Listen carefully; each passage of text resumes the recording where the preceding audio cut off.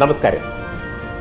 ഈ ക്രിസ്മസ് കാലത്ത് നമുക്ക് അഭിവന്ദ്യ കർദിനാൾ മാർ ക്ലീമിസിനോട് സംസാരിക്കാം. അങ്ങ് കേരളത്തിൽ നിന്ന് ഒരു പ്രത്യേക സ്വതന്ത്ര സഭയായ മലങ്കര കത്തോലിക്ക സഭയുടെ അധ്യക്ഷൻ എന്ന നിലയ്ക്ക് കർദിനാൾ പദവിയിലേക്ക് ഉയർത്തപ്പെട്ടിരിക്കുന്ന സമയം കൂടിയാണ്. വ്യക്തിപരമായിട്ട് നോക്കുമ്പോൾ എന്താണ് കേരളത്തിലെ സമൂഹത്തോടെ ഒരു ക്രിസ്മസ് സന്ദേശമായിട്ട് അങ്ങേക്ക് പറയാനുള്ളത്? ക്രിസ്മസ് ദിനത്തിൽ യഥാർത്ഥത്തിൽ എന്താണ് സംഭവിച്ചത് എന്ന് സത്യസന്ധമായി ലോകത്തോട് പറയുന്നതാണ് ക്രിസ്മസിൻ്റെ സന്ദേശം. എന്താണ് ഈ ദിനത്തിൻ്റെ പ്രത്യേകത എന്ന് വിശ്വാസപൂർവമായും ചരിത്രപരമായും പരിശോധിക്കുമ്പോൾ ഒരു ചരിത്ര സംഭവം, യേശു ക്രിസ്തുവിൻ്റെ ജനനം, അത് ചരിത്രത്തിലെ നിർണായകമായ ഒരു മുഹൂർത്തമായി സകലരും കാണുന്നു. ദൈവം മനുഷ്യനായി അവതരിക്കുമ്പോൾ മനുഷ്യനെ മാനിച്ചുകൊണ്ടുള്ള നിരന്തരമായ സമീപനത്തിൻ്റെ ഏറ്റവും മർമ്മപ്രധാനമായ ഒരു ബിന്ദു മനുഷ്യനായി ഇമ്മാനുവേൽ എന്നതിൻ്റെ അർത്ഥം സൂചിപ്പിച്ചുകൊണ്ട് ദൈവം നമ്മോടുകൂടെ എന്ന് മനുഷ്യരായ നമുക്ക് ബോധ്യപ്പെടാൻ വേണ്ടി മനുഷ്യനായി അവതരിച്ച് നമ്മുടെ ഇടയിൽ പാർക്കുന്നു. ദൈവം മനുഷ്യനായതുകൊണ്ട് എന്താ പ്രത്യേകത എന്ന് ചോദിക്കുമ്പോൾ, മനുഷ്യൻ തന്നെ തിരിച്ചറിയാനുള്ള ശ്രമത്തിൽ, ദൈവത്തെ തേടാനുള്ള ശ്രമത്തിൽ, മറ്റുള്ളവരെ കരുതാനുള്ള ശ്രമത്തിൽ ദിശാബോധത്തോടുകൂടി പോകുവാൻ ഈ ഒരു സംഭവം നമ്മെ സഹായിക്കുകയാണ്. എന്ന് വെച്ചാൽ ഈ മനുഷ്യൻ ആരാണ്? ഈ മനുഷ്യൻ്റെ ഏറ്റവും പരമമായ ബന്ധം ആരോടാണ്? ദൈവത്തിൻ്റെ അംശം പേറുന്ന മനുഷ്യന് ദൈവം നൽകുന്ന വലിയ മഹത്വം എന്താണ്? അതുമാത്രമല്ല, ഈ കാലത്ത് ക്രിസ്മസിന് വളരെയേറെ പ്രസക്തി വർദ്ധിക്കുകയാണ്. അത് ക്രിസ്മസ് സമ്മാനങ്ങൾ കൊണ്ടല്ല, ഇതിൻ്റെ ആഘോഷങ്ങൾ കൊണ്ടല്ല, ഇതിൻ്റെ യഥാർത്ഥമായ മർമ്മം കൊണ്ടാണ്. ദൈവം മനുഷ്യനാകാൻ തീരുമാനിക്കുമ്പോൾ യഥാർത്ഥത്തിൽ എന്താണ് വിലമതിക്കപ്പെടുക? മനുഷ്യ ജീവിതമാണ്. അപ്പോൾ ദൈവം ഏറ്റവും പരമമായി മനുഷ്യനെ പരിഗണിക്കുന്നെങ്കിൽ അത് ലോകത്തിനുള്ള സന്ദേശമാണ്. വസ്തുക്കളേക്കാൾ വ്യക്തിയെ സ്നേഹിക്കുവാൻ നമുക്ക് നൽകപ്പെടുന്ന കാലഘട്ടത്തിൻ്റെ സന്ദേശമാണ്. ഇന്ന് നേരെ തിരിച്ചാണല്ലോ. മനുഷ്യനിർമ്മിതമായ വസ്തുക്കൾക്ക് വില കൂടുകയും അതിൻ്റെ ഉപജ്ഞാതാവായ വ്യക്തി മനുഷ്യൻ വിലയിടിഞ്ഞ് പോവുകയും ചെയ്യുന്ന ഒരു സാഹചര്യത്തിൽ, ഞാൻ ദൈവശാസ്ത്രത്തിലേക്കൊന്നും കടക്കുന്നില്ല, ഈ ആധുനിക കാലഘട്ടത്തിലെ മനുഷ്യൻ്റെ മഹത്വത്തിന് വന്നിരിക്കുന്ന ക്ഷതം, അത് നമ്മെ ബോധ്യപ്പെടുത്തുവാൻ, അതിന് പരിഹാരം നിർണ്ണയിക്കുവാൻ ക്രിസ്മസ് എന്ന സംഭവത്തിൻ്റെ യഥാർത്ഥ ഭാവത്തിന് കഴിയും. തീർച്ചയായിട്ടും ഉജ്ജ്വലമായ ഒരു സന്ദേശമാണ് ക്രിസ്തുവിൻ്റെ ജനനവും ക്രിസ്തുവിൻ്റെ ജീവിതവും അദ്ദേഹത്തിൻ്റെ സുവിശേഷവും ലോകത്തിന് സംഭാവന ചെയ്തത്. ഇന്നും അതൊരു വലിയ ശക്തിയായിട്ട് നിലനിൽക്കുന്നു. ഒരു വശത്ത് കത്തോലിക്ക സഭയിലൂടെ, മറ്റ് സഭകളിലൂടെ, ക്രിസ്തുവിൽ വിശ്വസിക്കുന്ന, ക്രിസ്തു മതത്തിൽ വിശ്വസിക്കുന്നവരിലൂടെ. പക്ഷേ എങ്കിൽ പോലും ഇത്ര വലിയ ഒരു സഭ ഉണ്ടായിട്ടും, ഇത്രയധികം ആൾക്കാർ ക്രിസ്തു മതത്തിൽ വിശ്വസിക്കുന്നുണ്ടായിട്ടും ലോകത്തിൽ നടക്കുന്നത് എന്താണ്?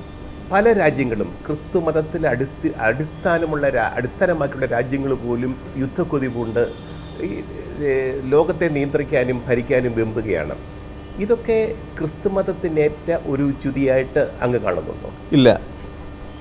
യഥാർത്ഥത്തിൽ ക്രിസ്തു സന്ദേശത്തെ മനസ്സിലാക്കുന്നതിന് മനുഷ്യരായ നമുക്ക് സംഭവിക്കുന്ന അപജയമാണ്. യേശുക്രിസ്തുവിൻ്റെ ജീവിതത്തിനോ യേശുക്രിസ്തുവിൻ്റെ സന്ദേശങ്ങൾക്കോ യേശുക്രിസ്തുവിൻ്റെ സന്ദേശം ജീവിച്ച കൂട്ടായ്മയ്ക്കോ അതിനപ്പുറത്ത് മനുഷ്യർക്ക് സംഭവിച്ച അപജയമാണ്. ഇത് യേശുക്രിസ്തുവിൻ്റെ സന്ദേശം അപ്രസക്തമായതുകൊണ്ടല്ല, ഇത് ജീവിക്കുവാൻ പരാജയപ്പെട്ടു പോകുന്നത് കൊണ്ടാണ്. ഇനി ക്രിസ്തുവിൽ വിശ്വസിക്കുന്ന രാജ്യങ്ങൾ അങ്ങനെയൊന്നില്ല. അവിടെ പ്രബലമായ ഒരു സമൂഹമായി നിൽക്കുന്നു. ചില രാജ്യങ്ങളിൽ കൂടുതൽ ക്രിസ്തു മതത്തിൽ വിശ്വസിക്കുന്ന ആളുകൾ ജീവിക്കുന്നു. അതുകൊണ്ട് അതൊരു ക്രിസ്തീയ രാജ്യമാണെന്ന് പറയാൻ കഴിയില്ല. യേശുക്രിസ്തുവിൻ്റെ പ്രബോധനങ്ങളോട് വിധേയപ്പെട്ട് ജീവിക്കുവാൻ ശ്രമിക്കുന്നത് വലിയ വെല്ലുവിളിയാണ്. ഇത് ബോധ്യപ്പെട്ട് ജീവിക്കുമ്പോൾ മനുഷ്യനെ ആദരിക്കാതെ നിവൃത്തിയില്ല. ഈ മനുഷ്യനെ ആദരിക്കുന്നതിലൂടെ ദൈവത്തിന് മഹത്വം കൊടുക്കാതെ തരമില്ല. ഇനി സർവ്വതിനും കച്ചവട കണ്ണോർകൂടി കാണുന്ന രാജ്യങ്ങൾക്കും സംവിധാനങ്ങൾക്കും ഈ പ്രബോധനത്തിൻ്റെ ഉള്ളറയിലേക്ക് പ്രവേശിക്കാൻ ആവില്ല. അത് തിരുമേനി തന്നെ സൂചിപ്പിച്ചതുപോലെ വളർച്ചയുടെയും ഈ രാജ്യങ്ങളുടെ വളർച്ച, രാജ്യങ്ങളുടെ വികസനം എന്നൊക്കെ പറയുന്നത് ഒരു കച്ചവട മൂല്യത്തിൽ അടിസ്ഥാനമാക്കി മാറുമ്പോഴുണ്ടാകുന്ന പ്രശ്നങ്ങൾ, ഇതൊക്കെ കൊണ്ട് ക്രിസ്തുവിൻ്റെ മൂല്യങ്ങളും അവയുടെ പ്രസക്തിയും അവയ്ക്കൊരു അപജയം നേരിട്ടുകൊണ്ടിരിക്കുകയല്ലേ? 2000 വർഷമായി യേശുക്രിസ്തുവിൻ്റെ ജനനം നടന്നിട്ട് എങ്കിലും ഇതിൻ്റെ പ്രസക്തിയുണ്ട്. അതായത് ഇത് ഒന്നോ രണ്ടോ വ്യക്തികൾക്ക് ഏറ്റ പരാജയം കൊണ്ടോ കുറവ് കൊണ്ടോ ഇത് മായ്ക്കുവാനോ മറയ്ക്കുവാനോ ആവാത്തതുപോലെ ചരിത്രത്തിൽ നിൽക്കുകയാണ്. ഇവിടെ നമുക്ക് ഗുണപരമായ ഒരു നന്മയിലേക്ക് ചിന്തിക്കുവാൻ കഴിയും, നിരാശ പൂണ്ട് പിൻവാങ്ങുവാൻ കഴിയും. എന്താണ് നമുക്ക് അനുകരണീയമായ ഒരു മാതൃക? നമുക്ക് പരാജയങ്ങൾ സംഭവിച്ചുവെങ്കിൽ അതിനെ ബോധ്യപ്പെട്ട് ഉൾക്കൊണ്ടുകൊണ്ട് തന്നെ ഒരു പുതിയ ഭാവത്തിലേക്ക്, നന്മയിലേക്ക് വരാൻ കഴിയും. ഈ സൂചിപ്പിക്കപ്പെട്ട കാര്യം ഇത്രയും കാര്യക്ഷമതയും ഇത്രയും സ്നേഹവും ഇത്രയും കാരുണ്യവും ആർജിച്ചാൽ പോരാ എന്നതാണ് സൂചനയെങ്കിൽ നമുക്ക് ഗുണപരമായ വളർച്ചയിലേക്ക് ഒരു ദൂരം യാത്ര ചെയ്യാനുണ്ട്. ഇതാണ് ക്രിസ്മസിൻ്റെ സന്ദേശം. 2012 ആഘോഷിച്ച ക്രിസ്മസ് അല്ല 2013 നമ്മൾ ആഘോഷിക്കുക. കാരണം എന്താണെന്ന് ചോദിച്ചാൽ, ദൈവം മനുഷ്യനെ മാനിക്കുന്നതിന് പരിധി വയ്ക്കാതെ കടന്നു വന്നു എന്നത് ഓർമ്മപ്പെടുത്തുകയാണ്.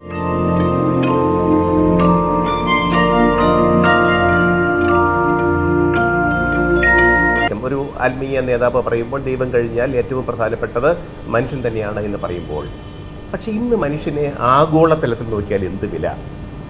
ഞാൻ പറയുന്നത് കത്തോലിക്ക സഭ ഇങ്ങനൊരു വലിയ ശക്തമായ ഒരു പ്രസ്ഥാനം നിൽക്കുമ്പോഴും യുദ്ധങ്ങൾ, അധികാരത്തിന് വേണ്ടിയുള്ള പോരാട്ടങ്ങൾ, ഗവൺമെൻറ്റിൻ്റെ അധീശത്തിന് വേണ്ടിയുള്ള പിടിവാശി, ഇതൊക്കെ കൊണ്ട് മനുഷ്യനെ ചവിട്ടി മെതിക്കുകയാണ്, മനുഷ്യ ജീവനെ, മനുഷ്യനെ, വ്യക്തികളെ. അപ്പോൾ ഇത് ലോക സമൂഹം നേരിടുന്ന ഒരു വലിയ ഭീഷണിയല്ലേ എന്നാണ് എൻ്റെ ചോദ്യം. വളരെ പ്രസക്തമായ ചോദ്യമാണ്. ടൈം മാഗസിൻ 2013 പ്രമുഖ വ്യക്തിയായി ഫ്രാൻസിസ് മാർപ്പാപ്പായെ തിരഞ്ഞെടുത്തു. ഇത് സഭയുടെ ഒരു ആത്മീയ മാസികയല്ലല്ലോ. ലോകത്തിൽ അനേക ലക്ഷം ആളുകൾ കൈകാര്യം ചെയ്യുന്ന ഒരു മാസികയാണ്. എന്തുകൊണ്ട് ഫ്രാൻസിസ് മാർപ്പാപ്പ പ്രത്യേകം ശ്രദ്ധ ആകർഷിച്ചു എന്നുള്ളത് ചോദ്യം പ്രസക്തമാണ്. സഭയുടെ അല്ലെങ്കിൽ യേശുക്രിസ്തുവിൻ്റെ പ്രബോധനത്തിൻ്റെ കരുണയുടെ അലിവുള്ള നനവുള്ള ഒരു ഭാവം ലോകത്തിന് പരിശുദ്ധ പിതാവ് കാട്ടിക്കൊടുക്കുമ്പോൾ ലോകം ഒന്നടങ്കം പറയുകയാണ് ഇതിന് പ്രസക്തിയുണ്ട്. അതാണ് ഞാൻ സൂചിപ്പിച്ചത്. നമുക്കിതിൽ പെസിമിസ്റ്റിക്കായിട്ടുള്ള നിലപാടെടുക്കാം, ഓപ്റ്റിമിസ്റ്റിക്കായി ഗുണപരമായി നന്മയിലേക്ക് പോകുന്ന നിലപാടെടുക്കാം. അപ്പോൾ ഇത് ഇത്രയും നന്മയുടെ പ്രസ്ഥാനങ്ങൾ ലോകത്തുണ്ടായിട്ടും അതിൽ സഭയൊന്നാണ്, ഒരു പ്രസ്ഥാനമാണ്. വീണ്ടും വീണ്ടും അക്രമങ്ങൾ വർദ്ധിക്കുന്നു എന്ന് പറയുന്നത് വഴി ഈ പ്രസ്ഥാനം അപ്രസക്തമാണെന്നല്ല, ലോകത്തിൽ നന്മ പ്രസരിപ്പിക്കുന്നതിൽ കാലികമായ പ്രസക്തി ഈ പറയുന്ന പ്രസ്ഥാനങ്ങൾക്കൊക്കെ ഉണ്ട്. അവർ കൂടി പിൻവലിഞ്ഞാൽ ഉണ്ടാകാവുന്ന നിരാശാഭാവം കൂടുതൽ വർദ്ധമാനമായിരിക്കും എന്നതിനെക്കുറിച്ച് എനിക്ക് സംശയമില്ല. പരിശുദ്ധ പിതാവിൻ്റെ അടുത്ത കാലത്തെ പ്രഭാഷണത്തിലെ ഒരു വളരെ മനോഹരമായ ഒരു ഭാഗം ശ്രദ്ധേയമാണ്. പിതാവ് പറയുന്നു, ഗ്ലാസ്സിൽ വെള്ളമൊഴിച്ച് അത് നിറഞ്ഞ് തുളുമ്പി താഴേക്ക് വീഴുമ്പോൾ മേശയ്ക്ക് താഴെയിരിക്കുന്ന ഈ പാവപ്പെട്ടവന് അത് കുടിക്കാൻ അതിൽ നിന്ന് തുളുമ്പി വീഴുന്ന ജലം കിട്ടും എന്ന് ആശിച്ച് കഴിയുമ്പോൾ ഇന്ന് ലോകത്ത് നടക്കുന്നതായ പ്രതിഭാസം, ഈ ഗ്ലാസ്സിൽ വെള്ളമൊഴിക്കുമ്പോൾ ഇത് തുളുമ്പാൻ ഇടയാവുന്നില്ല. കാരണം ഗ്ലാസിൻ്റെ വലിപ്പം കൂട്ടിക്കൊണ്ടിരിക്കുകയാണ്.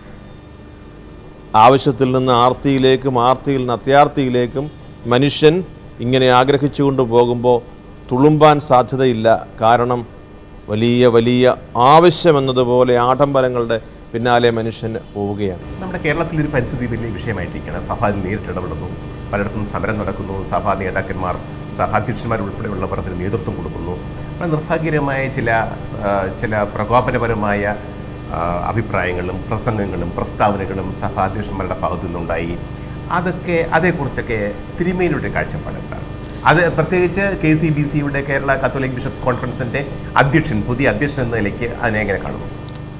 ഒരു സഭാധ്യക്ഷനും പ്രകോപനപരമായിട്ടുള്ള പ്രസ്താവന ഇന്നുവരെ പറഞ്ഞില്ല. ജേക്കബ് സൂചിപ്പിച്ചത് ചില രൂപതകളിലെ അധ്യക്ഷന്മാരുടെ കാര്യമാണ്. അപ്പോൾ അത് ഏറ്റവും അധികം ഈ വിഷയം വേദന ഉളവാക്കുന്ന പ്രദേശങ്ങളിലെ പ്രതിനിധികളും അത് സഭയുടെ ബിഷപ്പുമാരായിട്ടാണ് എന്നതല്ല, അവിടുത്തെ ജനങ്ങൾ അനുഭവിക്കുന്ന കെടുതിയിൽ സംസാരിക്കുന്നവരും വേദനിക്കുന്നവരും അതിനുവേണ്ടി അവർ പരിഹാരങ്ങൾ നിർണ്ണയിക്കുന്നവരുമാണ്. ഇവിടുത്തെ ഒരു വിഷയം ഇത്രമാത്രം കെടുതി ഉണ്ടാക്കുന്ന ഒരു വിഷയത്തെക്കുറിച്ച് നമ്മുടെ പൊതുസമൂഹം എത്ര ഗൗരവമായി എടുത്തിരിക്കുന്നു. അവരെ പരിസ്ഥിതിക്ക് എതിരെ എന്ന് പറയുന്നത് ശരിയല്ല. ഇനി ഈ പ്രത്യേക വിഭാഗം ആളുകളെന്ന് പറയുന്നത് അവിടെ ഒരു കാലത്ത് സ്വന്തമെന്ന് പറയുന്ന നമ്മുടെ നാട് വിട്ട് ഒരു പുതിയ സ്ഥലത്ത് പോയി കൃഷി ചെയ്ത് കൃഷിയെയും പരിസ്ഥിതിയെയും സംരക്ഷിച്ചവരും ഒരു കാലത്ത് ഭക്ഷണം നൽകി നമ്മെ സഹായിച്ചവരുമാണ്. വീണ്ടും അവർ ആ പ്രദേശം വിട്ട് പരിസ്ഥിതി സംരക്ഷണത്തിൻ്റെ പേരിൽ മറ്റൊരു സ്ഥലത്തേക്ക് സ്വാഭാവിക സമ്മർദ്ദത്തിൻ്റെ പേരിൽ മാറുക എന്ന് പറയുന്നതിനകത്തൊക്കെ ഒരു ചെറിയ അപജയങ്ങളുണ്ട്. ഇവിടെ പരിസ്ഥിതി സംരക്ഷിക്കപ്പെടണം, മനുഷ്യൻ സംരക്ഷിക്കപ്പെടണം. അപ്പോൾ സഭ പറയുന്ന വിഷയം ഇതാണ്: പരിസ്ഥിതി സംരക്ഷിക്കുന്നതിൻ്റെ പ്രാധാന്യം നിലനിർത്തിക്കൊണ്ട് തന്നെ മനുഷ്യന് പ്രാമുഖ്യം കൊടുത്തുകൊണ്ടുകൂടി നമുക്ക് ഇതിനെ പരിഗണിക്കുവാൻ കഴിയും. ഇവിടെ എന്താണ് അപാകത? ഇവിടെ നമ്മളുടെ പ്രധാനപ്പെട്ട വിഷയം ചില പാറക്കൂട്ടങ്ങളോ ചില വെള്ളച്ചാട്ടങ്ങളോ മാത്രമായി പരിമിതപ്പെട്ടു പോകേണ്ടതില്ലല്ലോ. മനുഷ്യനല്ലേ പ്രാമുഖ്യം. അത് ഏത് പള്ളിയിൽ പോകുന്നു, ഏത് അമ്പലത്തിൽ പോകുന്നു, മോസ്കിൽ പോകുന്നു എന്ന് നോക്കേണ്ട ഒരു കാര്യവുമില്ല. പരിസ്ഥിതിയും മനുഷ്യനും എന്നെടുത്താൽ മതി.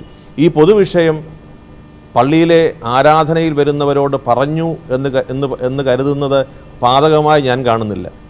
അവിടുത്തെ ഒരു പൊതുവിഷയം അവിടുത്തെ ഒരു വിശ്വാസക്കൂട്ടത്തിൽ ആദ്യം പറഞ്ഞുപോയി എന്നത് പശ്ചാത്തപിക്കേണ്ട ഒരു പാപമായി ഞാൻ കാണുന്നില്ല. തീർച്ചയായിട്ടും തിരുമേനി, ഞാനൊരു കാര്യം ചോദിച്ചു. തിരുമേനി എപ്പോഴും സഭകളുടെ ഐക്യത്തിന് വേണ്ടി ശബ്ദമുയർത്തുന്ന ആളാണ്. അതുപോലെ വിവിധ മതങ്ങളുടെ കൂട്ടായി. പക്ഷേ അത് എന്തുമാത്രം വിജയിച്ചിട്ടുണ്ട് അങ്ങയുടെ പഠനങ്ങളും അങ്ങയുടെ ശ്രദ്ധയും താല്പര്യവും എന്നാണ് എനിക്കറിയാനുണ്ട്. ഒരു താല്പര്യം ഞാൻ പരിപൂർണമായി വിശ്വസിക്കുന്നു. സംഭാഷണം നടത്തുവാൻ നമ്മോട് പറഞ്ഞിരിക്കുന്നത് ദൈവമാണ്. നീ സംസാരിക്കുക, ലോകത്തിലെല്ലാവരോടും പോയി സംസാരിക്കുക, സുവിശേഷം പറയുക. സുവിശേഷം പറയുക എന്ന് വെച്ചാൽ വേദപുസ്തകം തുറന്ന് ഭാഗം വായിച്ചു കേൾപ്പിക്കുക എന്നുള്ളതല്ല. നിനക്ക് നന്മയെക്കുറിച്ച് അറിയാവുന്നതെല്ലാം പങ്കുവയ്ക്കണം, സ്നേഹത്തെക്കുറിച്ച് അറിയാവുന്നതെല്ലാം പങ്കുവയ്ക്കണം, പരസ്പരം ഒന്നിച്ചു പോകേണ്ടതിനെക്കുറിച്ച് അറിയാവുന്നതെല്ലാം പങ്കുവയ്ക്കണം, അനുഭവങ്ങൾ സാക്ഷ്യപ്പെടുത്തണം. ഇങ്ങനെ പറയുമ്പോൾ യേശുക്രിസ്തു എന്നോട് പറയുന്നു, നിനക്ക് എന്നോടുള്ള ബന്ധം ലോകത്തോട് പറയണം, നീ പറഞ്ഞുകൊള്ളുക, എല്ലാവരോടും പറഞ്ഞുകൊള്ളുക.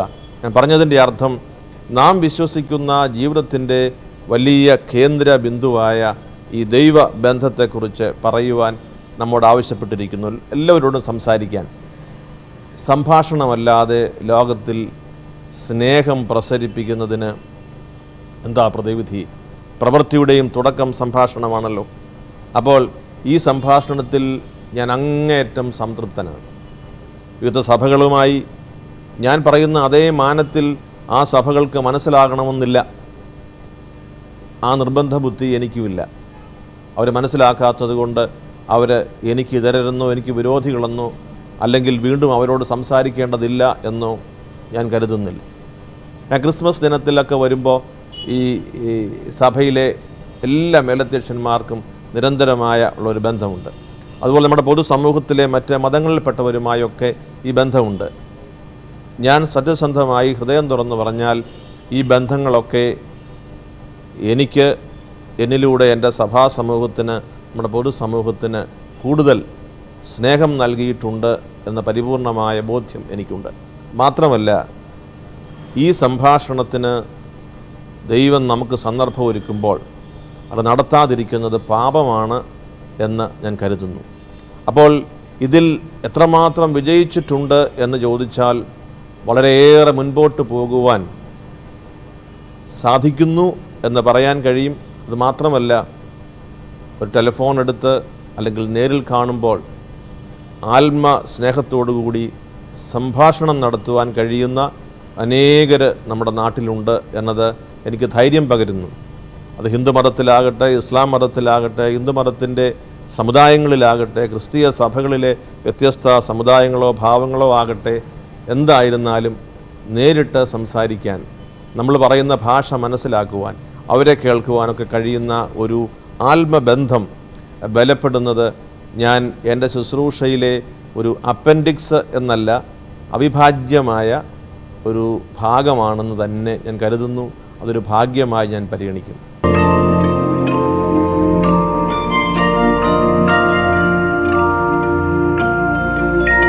മാർപ്പാപ്പയിലേക്ക് ഒന്നുകൊണ്ട് വരാം.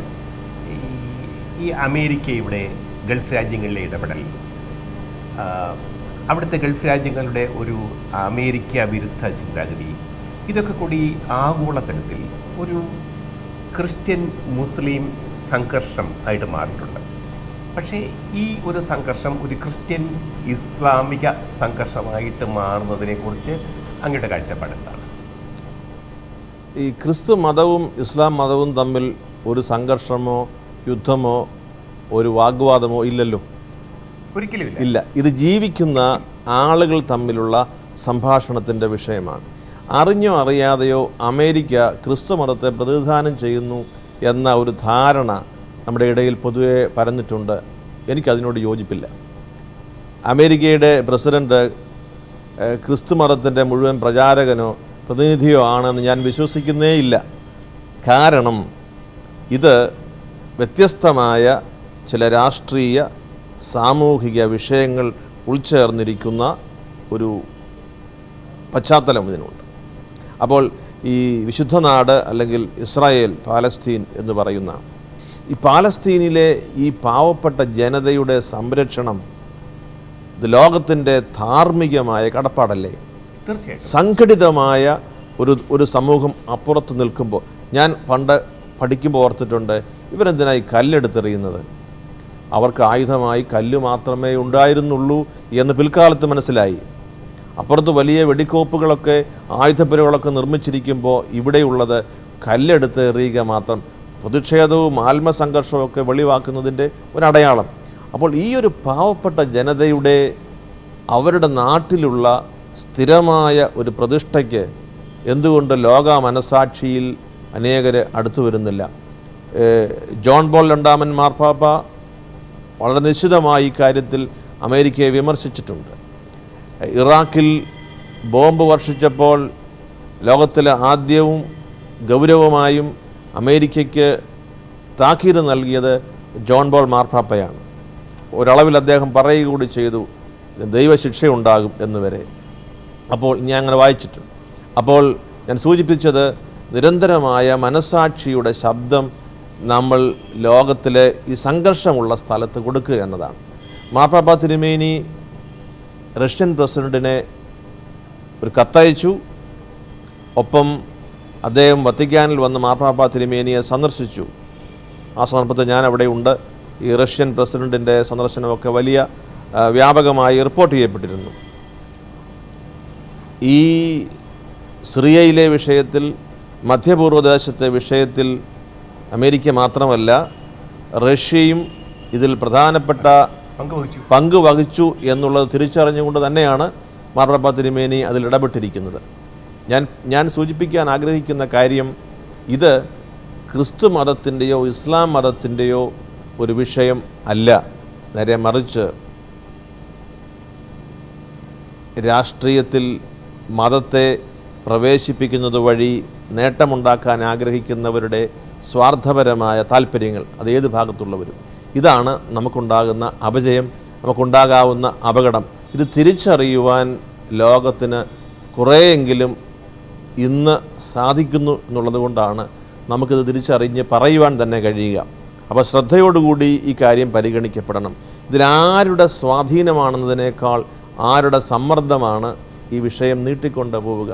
പാലസ്തീനയിലെ പാവപ്പെട്ട മനുഷ്യർ, അവരേത് മതത്തിൽപ്പെട്ടവരാകട്ടെ, അവിടെ യഹൂദരില്ല, അവിടെ ഇസ്ലാം മതവിശ്വാസികളുണ്ട്, ക്രിസ്ത്യാനികളുണ്ട്. അവർക്ക് അവരുടെ നാട്ടിൽ ജീവിക്കുവാൻ സാധിക്കാത്ത ഒരവസ്ഥ ചുറ്റുപാടും സമ്മർദ്ദമുണ്ടാക്കി നിർവഹിക്കുമ്പോൾ അതിനെതിരെ നിരന്തരമായി വത്തിക്കാൻ മാർപ്പാപ്പ തിരുമേനിമാർ സംസാരിച്ചു കൊണ്ടിരിക്കുന്നു. തീർച്ചയായിട്ടും നല്ലൊരു പ്രസ്താവനയാണ് അത് തിരുമേനി. ഞാൻ ഒരൊറ്റ വാചകം കൊണ്ട് ചോദിച്ചിട്ട് അവസാനിപ്പിക്കാം നമുക്ക് ഈ സംഭാഷണം. ശരിക്കും പറഞ്ഞാൽ ശ്രേഷ്ഠമായൊരു സംഭാഷണമായിരുന്നു ഇത്. ഈ നമ്മൾ കാണുന്ന ആഗോളതലത്തിൽ കാണുന്ന ഒരു ക്രിസ്ത്യൻ മുസ്ലിം സംഘർഷമോ സംഘർഷ സാധ്യതയോ ഇന്ത്യയിൽ കാണുന്നില്ലല്ലോ എന്നുള്ളത് ആശ്വാസകരമായൊരു കാര്യമാണ്. ഒരുപക്ഷെ ഇവിടുത്തെ ഇന്ത്യയിലെ ക്രിസ്ത്യാനികളും മുസ്ലിങ്ങളും ന്യൂനപക്ഷങ്ങളായതുകൊണ്ടാവാം. പക്ഷേ എങ്കിലും തിരുമേനിക്ക് വേറെ ഒരു കാഴ്ചപ്പാടുണ്ടോ? നമ്മുടെ ഈ നാട്ടിൽ നിലനിൽക്കുന്ന ഒരു സംസ്കൃതിയുണ്ട്. തെരഞ്ഞെടുപ്പ് കാലമാണ്, ഞാൻ സൂക്ഷിച്ച് സംസാരിക്കേണ്ട സമയമാണെന്ന് എനിക്കറിയാം. പക്ഷേ നമ്മൾ യാഥാർത്ഥ്യം മറച്ചു വയ്ക്കുന്നത് ശരിയുമല്ല. ഇവിടെയുള്ള ഒരു സംസ്കാരം സകലരെയും ഇരു കൈകളും നീട്ടി സ്വീകരിച്ച സംസ്കാരമാണ്. ഇവിടുത്തെ മഹാഭൂരിപക്ഷം വരുന്ന ഹൈന്ദവ സമൂഹത്തിലെ ജനങ്ങൾ എപ്പോഴും നിലനിർത്തിയിരുന്ന ഒരു സമാശ്ലേഷണത്തിൻ്റെ ഒരു ദൈവികമായ ഭാവമുണ്ട്. ഇപ്പോഴും അങ്ങനെ നിൽക്കുന്നു. വളരെ തീവ്രമായ നിലപാടുകൾ എടുക്കുന്ന ഹൈന്ദവ സമൂഹത്തിലെ ചുരുക്കം ചില സമൂഹങ്ങളുണ്ട് എന്നത് ഒഴിച്ചാൽ മഹാഭൂരിപക്ഷം ഇപ്പോഴും എല്ലാവരെയും സഹോദര തുല്യം കരുതി വരുന്ന ഒരു സംസ്കാരത്തിൻ്റെ ഭാഗമായി തന്നെ ജീവിക്കുന്നതാണ്. അതുകൊണ്ടാണ് ഈ നാട്ടിൽ മതേതരത്വവും അതിനോട് ചേർന്ന് പോകുന്ന ജനാധിപത്യവും എല്ലാം ഇപ്പോഴും നിലനിൽക്കുക. ഇതിൻ്റെ ഒരു പശ്ചാത്തലത്തിലാണ് ഇവിടേക്ക് വന്ന ക്രിസ്ത്യാനികളും മുസ്ലിങ്ങളും മറ്റ് മതക്കാരുമൊക്കെ ഒരു പ്രത്യേകമായ ഒരു അന്തരീക്ഷത്തിൽ കഴിയുക. അപ്പോൾ കേരളത്തിലെ നല്ല ഭാരതത്തിലെ തന്നെ നമ്മുടെ സംസ്കൃതിക്ക് പശ്ചാത്തലമായി ഒരുക്കപ്പെട്ടിരിക്കുന്ന ഒരു യാഥാർത്ഥ്യം ഇവിടുത്തെ വലിയ ഒരു മഹാകുടുംബത്തിൻ്റെ പശ്ചാത്തലമാണെന്ന് ഹൃദയപൂർവ്വം നിരന്തരമായി പറയുവാൻ എനിക്ക് സന്തോഷമുണ്ട്. ഈ ക്രിസ്മസിൻ്റെ ദിനത്തിൽ നമ്മൾ ഒരു സന്തോഷം, ഇത് ക്രിസ്ത്യാനികൾക്ക് വേണ്ടി മാത്രമുള്ള സന്തോഷമൊന്നുമല്ല, ഇതെല്ലാം സർവ്വജനത്തിനും വേണ്ടിയുള്ള സന്തോഷമാണ്. നമ്മുടെ കേരളത്തിലെ ഒരു പുതുവത്സരത്തിലേക്ക് പ്രവേശിക്കുമ്പോൾ വിഭാഗീയതയും അനാവശ്യമായ പ്രാദേശികതയും ഒക്കെ വെടിഞ്ഞ് കൂടുതൽ മനുഷ്യ മനസ്സുകൾ ഒരുമിച്ച് വരാനുള്ള വലിയ വലിയ പ്രചോദനങ്ങൾ ഇപ്രകാരമുള്ള സംഭാഷണങ്ങളിലൂടെയും പൊതുവായ ക്രിസ്മസ് ആഘോഷങ്ങളിലൂടെയും പൊതുവായ മറ്റ് കൂടിവരവിലൂടെയൊക്കെ സാധിക്കട്ടെ എന്നുകൂടിയാണ് ഈ ക്രിസ്മസ് ദിനത്തിൽ എൻ്റെ ആശംസയും പ്രാർത്ഥനയും. തീർച്ചയായിട്ടും വളരെ നന്ദി തിരുമേനി. Happy new year to you. Thank you very much. Thank U.